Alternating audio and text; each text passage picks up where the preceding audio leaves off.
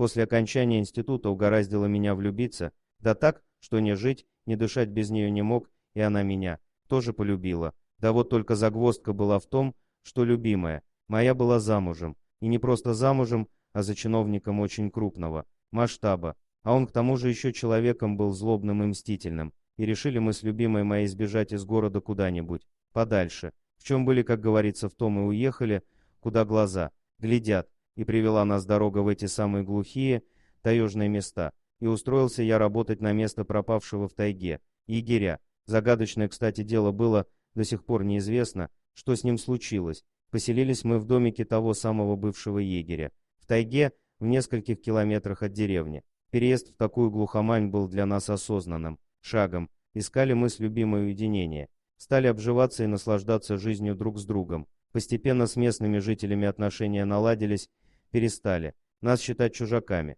Я хоть был и необщительным, но работу свою знал хорошо и выполнял добросовестно, спуску никому не давал. Все деревенские понимали, что в тайге должен быть порядок, и поддерживали меня в моем нелегком деле. Приходилось и с браконьерами сталкиваться, и чересчур наглым представителям власти отпор давать, а то они считают, что им все дозволено. Так прошло 2 года с тех пор, как мы сбежали из города. В один из дней принес я в нашу избушку раненого волчонка и поручил жене его лечить, выхаживать. Мать волчонка убили браконьеры, и без людской помощи он бы погиб. Любаша моя заменила малышу мать, вытащила его буквально с того света, на ноги поставила, выкормила из бутылки соской ночами. Не спала, сидела рядом с ним. Волк вырос, окреп и в тайгу ушел, даже не попрощался. И вот примерно через год после этого пошел я на обход по большому кругу, а это значит на 3-4 дня. Любаша на хозяйстве осталась, ей было не привыкать. И как раз в это самое время ее бывший муженек в избушку нагрянул. Оказалось, что с тех самых пор, как мы уехали, он искал нас. Не было ни дня, чтобы он не думал о месте. 3 года у него ушло на то, чтобы вычислить, где мы, ведь даже своим родителям мы не сообщали о себе ничего. Наверное, он долго за нами наблюдал и ждал подходящего момента, и дождался, когда я наконец-то ушел из дома. От сильного удара тупым предметом по голове Люба потеряла сознание.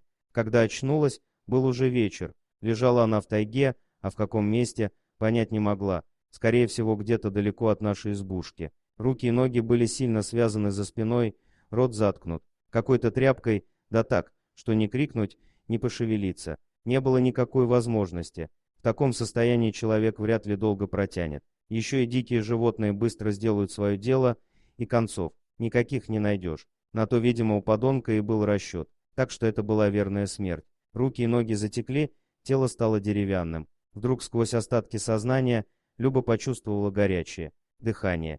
Кто-то явно ее обнюхивал. Она с трудом повернула голову и увидела во тьме горящие глаза. Это волк, сомнений не было. Ну вот и все, пронеслось у нее в голове. Но тут произошло нечто невероятное. Волк совсем не пытался ее убить, а совсем наоборот. Он стал грызть веревки на ее запястьях. Люба сперва не могла поверить в происходящее, но потом вспомнила волчонка, которому она когда-то заменила мать. Вот кто пришел к ней на помощь в трудную минуту. Он не успокоился до тех пор, пока окончательно не перегрыз веревку, когда Люба наконец-то освободилась. Волк подошел к ней так близко, что она смогла его обнять, и заплакала, уткнувшись лицом в его густую шерсть.